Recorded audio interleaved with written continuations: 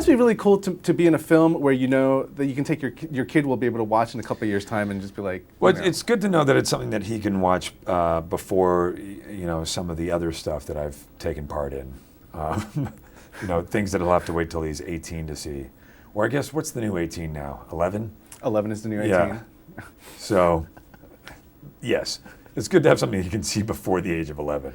When they were showing you all the drawings prior to it, did you already have did you know how the voice is going to be, or did they kind of work with you, and then slowly morphed into what we see on the screen? So did you see the movie? Yeah. Well, that voice I came up with. I mean, I'm sure you immediately were like, how did he come up with this? What an incredible. Really, it works on so many levels, and it just has this resonance to it, and yet it's so sympathetic, but macho, and I get it, it's so complex. Yeah. And it's like I heard that they're teaching a class on it at Columbia University because it's so incredibly intricate. You mean, did I walk in the room and start talking? Yeah. Yes. But there is a little bit of you kind of come in, you sort of try something out, just what I refer to as talking, and then they go, okay, well, maybe not that, maybe this, and you kind of, so for the first few sessions, it's everybody just kind of feeling each other out and up. I read somewhere that some of your earlier jobs to kind of pay the bills was voiceover work. So to kind of now be loved because of your voice. I assume you. It's full circle. Is that your question? Yeah, I'm just wondering. Yeah. Yes. By the way, that's my new thing. Please assume me. Yes, I tell people, not even I assume what you're going to say. I assume you.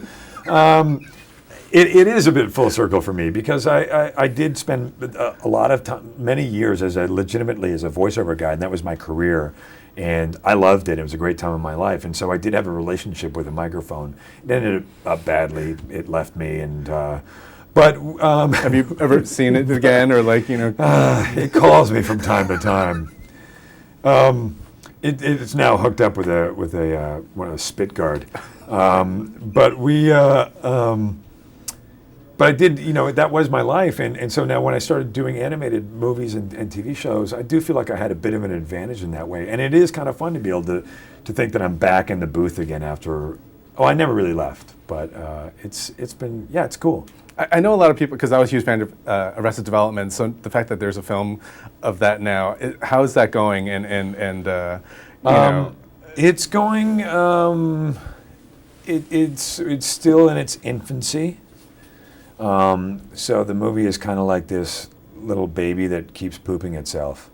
But we're trying to get it on its feet right now.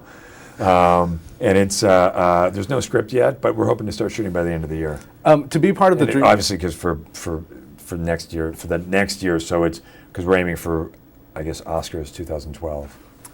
Yes, which I'm so super excited about. First of all, but then there's that, I'm excited about the Oscars, and then I'm like, oh God, now what am I going to wear? The red carpet, the backless dress, that kind of stuff. Who do I go? And am I going to sit with the thing? And I'm going to do, what am I going to do? And then if I don't think so and so, it's like, don't even get me. Last question then. The fact that you're in a DreamWorks movie, Katzenberg likes to bring a lot of you guys back for other films. So have you talked about, the sequel or any other projects, Kung Fu Panda 2? Or? I have not talked to anybody about it, so that means that they probably talked to everybody but me.